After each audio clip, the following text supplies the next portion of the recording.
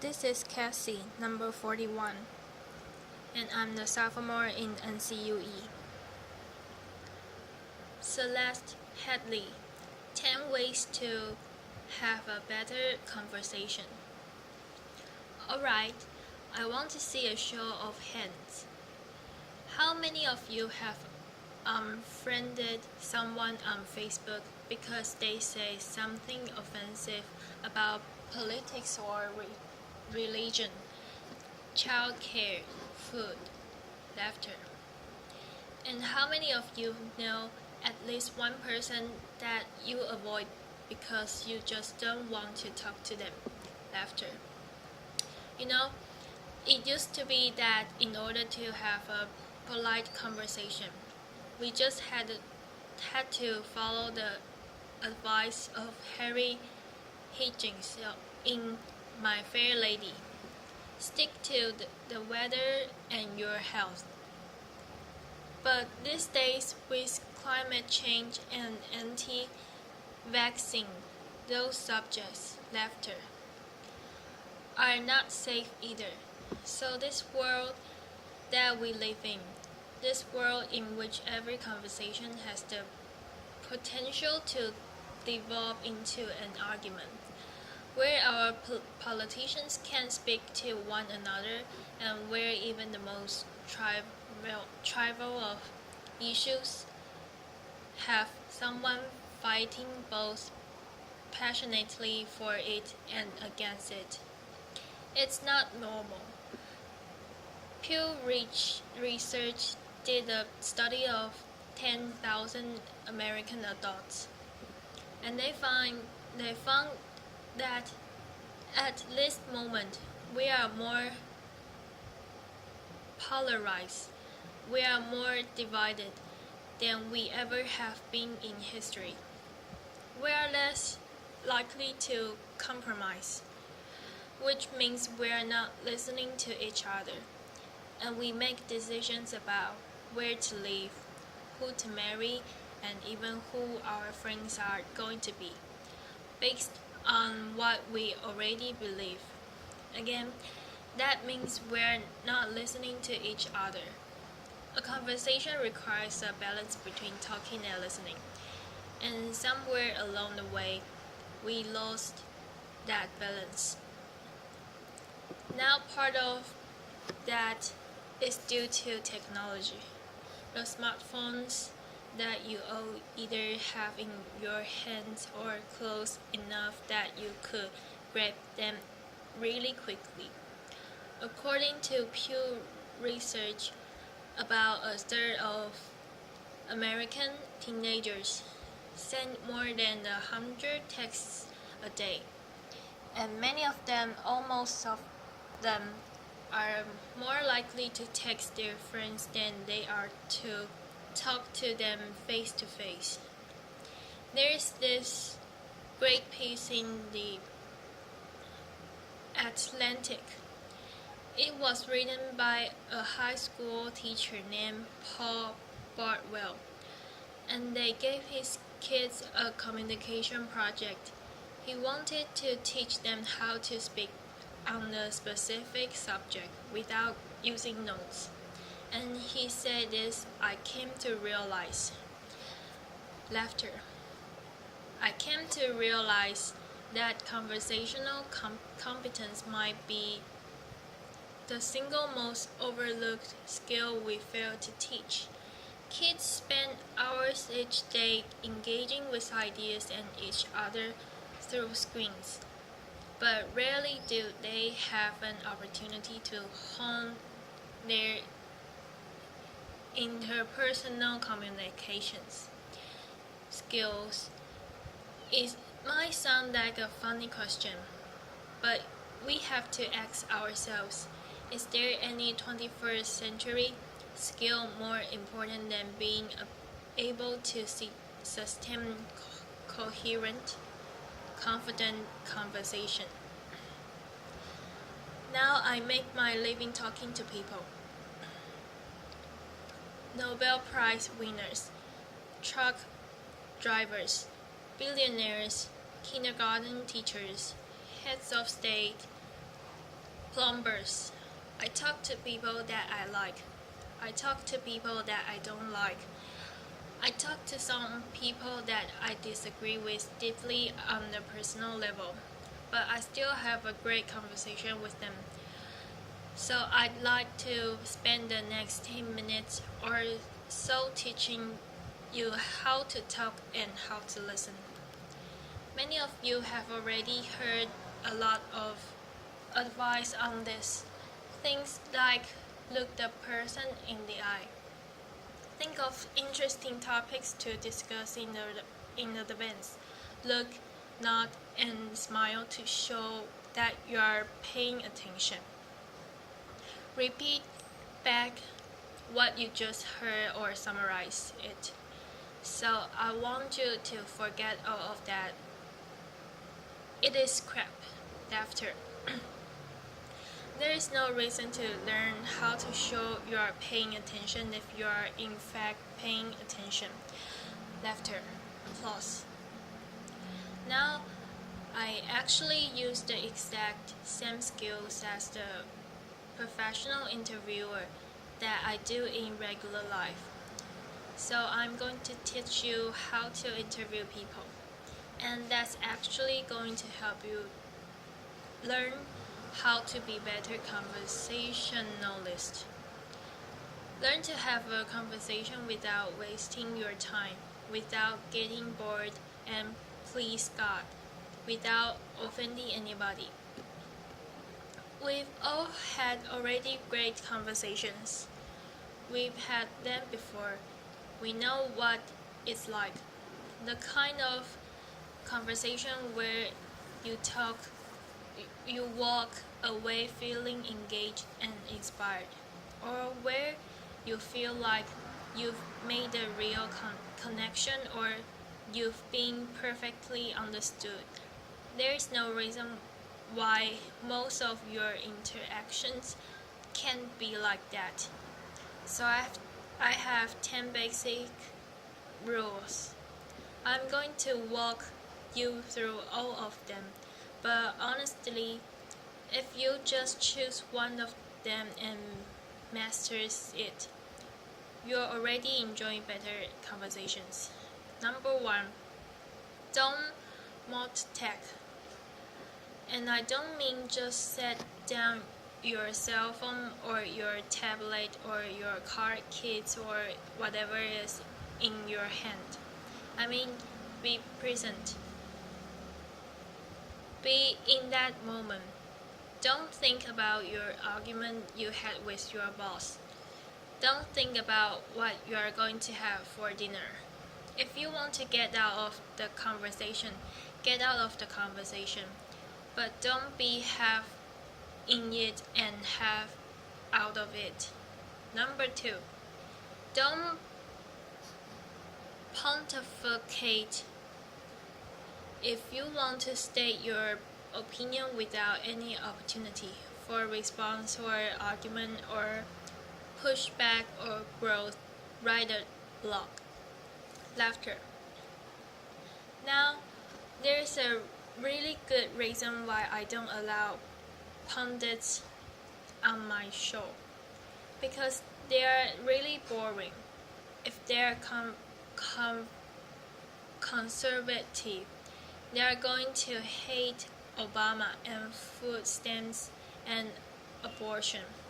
If they are liberal, they are going to hate big banks and oil corporations and Dick Cheney. Totally predictable, and you don't want to be like that. You need to enter every conversation assuming that you have something to learn. The famed therapist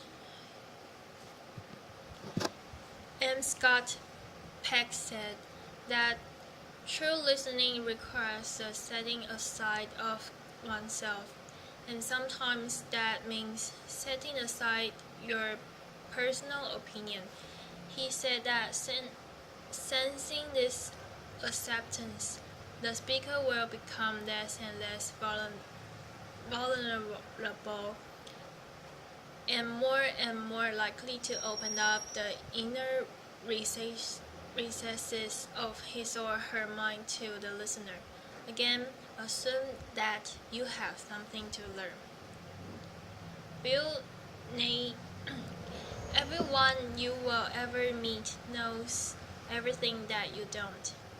I put it this way, everybody is an expert in something. Number 3, using open-ended questions. In this case, take a cue from journalists. Start your questions with who, what, when, where, why, or how. If you put in a complicated question, you are going to get a simple answer out. If I ask you, were you terrified? You are going to respond to the most powerful word in that sentence, which is terrified. And the answer is yes, I was, or no, I wasn't. Were you angry? Yes, I was very angry. Let them describe it. They're the ones that know. Try asking them things like, what was that like? How did that feel? Because then they might have to stop for a moment and think about it, and you are going to get a much more interesting response. Number 4, go with the flow. That means thoughts will come into your mind and you need to let them go out of your mind. We've heard interviews often in which a guest is talking for several minutes and then the host comes back in and asks a question which seems like it comes out of nowhere, or it's already been answered. That means the host probably stopped listening 2 minutes ago because he thought of these really clever questions. And he was just bound and determined to say that. And we do the exact same thing. We are sitting there having a conversation with someone, and then we remember that time that we met Hugh Jackman in a coffee shop, laughter, and we stop listening. Stories and ideas are going to come to you. You need to let them come and let them go. Number 5, if you don't know, say that you don't know. Now people in the radio, especially NPR, are much more aware that they are going on the record, and so they are more careful about what they claim to be an expert in and what they claim to know for sure. Do that. Err on the side of caution. Talk should not be cheap. Number 6, don't equate your experience with theirs. If they're talking about having lost a family member, don't start talking about the time you lost a family member. If they're talking about the trouble they're having at work, don't tell them about how much you hate your job. It's not the same. This is never the same. All experiences are individual. And more importantly, it is not about you. You don't need to take that moment to prove how amazing you are or how much you've suffered. Somebody asked Stephen Hawking once what his IQ was, and he said, I have no idea. People who brag about their IQs are losers. Laughter. Conversations are not a promotional opportunity. Number 7, try not to repeat yourself. It's condescending, and it's really boring, and we tend to do it a lot, especially in work conversations or in conversations with our kids. We have a point to make, so we just keep rephrasing it over and over. Don't do that. Number 8, stay out of the weeds. Frankly, people don't care about their years, the names, the dates, all those details that you are struggling to come up with in your mind. They don't care. What they care about is you. They care about what you are like, what you have in common. So forget the details, leave them out. Number 9, this is not the last one, but this is the most important one. Listen, I cannot tell you how many really important people have said that listening is perhaps the number one most important skill that you could develop. Buddha said, and I'm paraphrasing, if your mouth is open, you are not learning. And Kevin Coolidge said, no man ever listened his way out of a job. Laughter. Why do we not listen to each other? Number 1, we'd rather talk. When I'm talking, I'm in control. I don't have to hear anything I'm not interested in. I am the center of attention. I can bolster my own identity. But there is another reason. We get distracted. The average person talks at about 225 words per minute, but we can listen at up to 500 words per minute. So our minds are filling in those other 275 words. And look, I know it takes effort and energy to actually pay attention to someone, but if you can't do that, you are not in a conversation. You are just two people shouting out barely related sentences in the same place. Laughter. You have to listen to one another. Stephen Covey said it very beautifully. He said, most of us don't listen with the intent to understand. We listen with the intent to reply. One more rule, number 10, and this one, be brief.